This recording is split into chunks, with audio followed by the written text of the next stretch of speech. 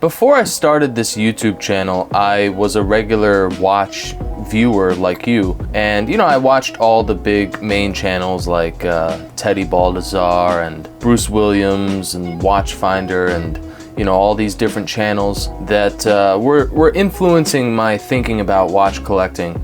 I knew I loved watches because I was constantly looking at them online and you know, window shopping them essentially. I was trying to figure out the best way to go about this because I knew I couldn't afford every single watch that I liked. But at the same time, I knew I wanted to try different watches to see what my taste really was. So out of all the people that I watched on YouTube, the two channels that really spoke to me in terms of, you know, watch collecting philosophy was Bruce Williams and Austin Daniels.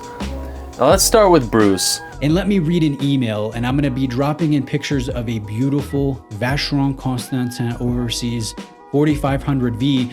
It's a watch that I purchased back in 2020. I have since moved on from this watch. I am on to other watches. And I wanna talk about why I enjoy flipping watches. I know some of you don't get it. It does not make sense to you. You measure twice, you cut once, you do your research, you buy it right the first time, and you don't flip.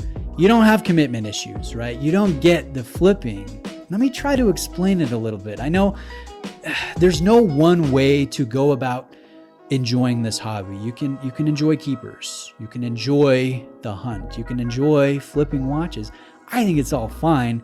Bruce famously says that there are no keepers in his collection. And as much as I commend him for realizing that and, you know, knowing that he's incapable of keeping a watch for the long haul, I don't know that that's the best philosophy to have in this hobby. I understand the desire to try a bunch of different watches. Trust me, I get it. I'm experiencing it right now. You know, right now I'm thinking about a Glycine Airman. I mean, next week it'll be something different. So I get that. But the main drawback of that is you don't get to truly connect with the watches that you do buy. You know, you don't get to really fully experience them. And I think over time you start to experience a little bit of fatigue. You know, you've tried and reviewed and sampled all of these watches. Eventually they all just kind of blur together, no? I mean, it's that saying that, you know, if everything is special, then nothing is. It's kind of like that. You've tried them all and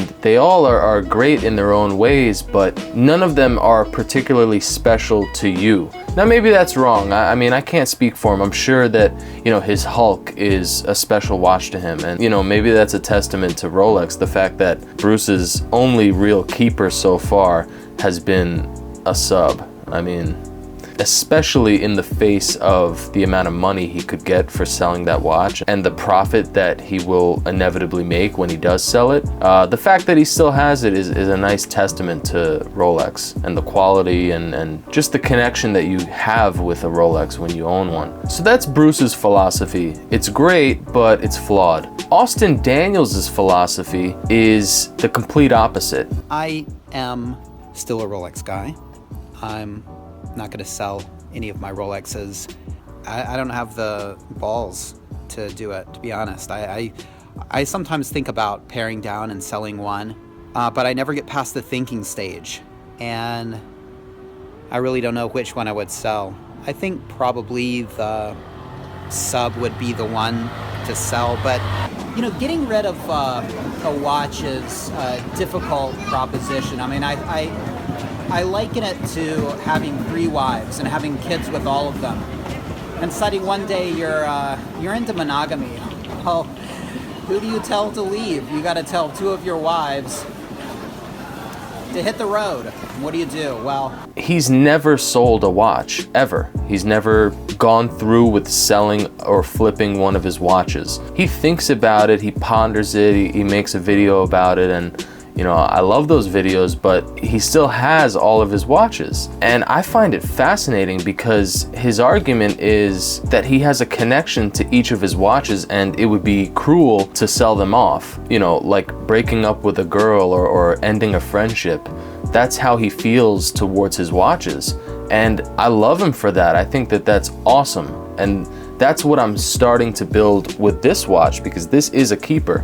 But I have been through 4 Rolexes at this point and countless non-Rolexes that I've bought and sold in the pursuit of a keeper. So you can really see the two extremes. You've got Bruce, who sells almost every single watch that he buys, and Austin, that never sells a watch that he buys. Both are great, but they both have drawbacks, and I think I fall somewhere in the middle, but I want to be more like Austin. My track record will show you that I'm more like Bruce, but I'm aiming to be more like Austin in the sense that I want to have a small, curated collection of watches that I really love. But it's difficult, man. I'm sitting here thinking about watches and thinking about watches that I've wanted for a while, and as soon as I see them, I think about how I could afford them and where I could move money around to afford the watch.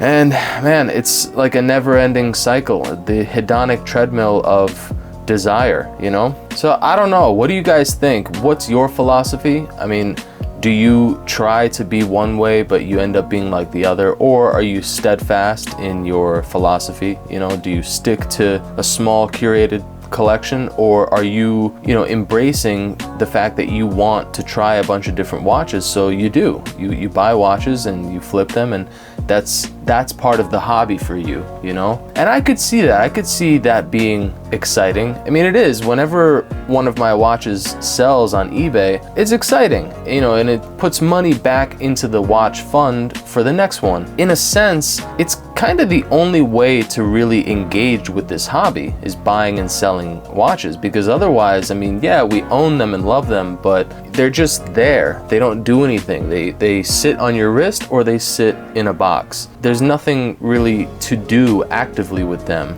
other than buying and selling them. I don't criticize anybody who buys and sells a bunch of watches and tries them out and flips them and even loses a little bit of money in the process. I mean, it's inevitable. But at the same time, I don't know how satisfying that philosophy is. I have this romantic idea in my head about a man and his watch, connecting and growing over time.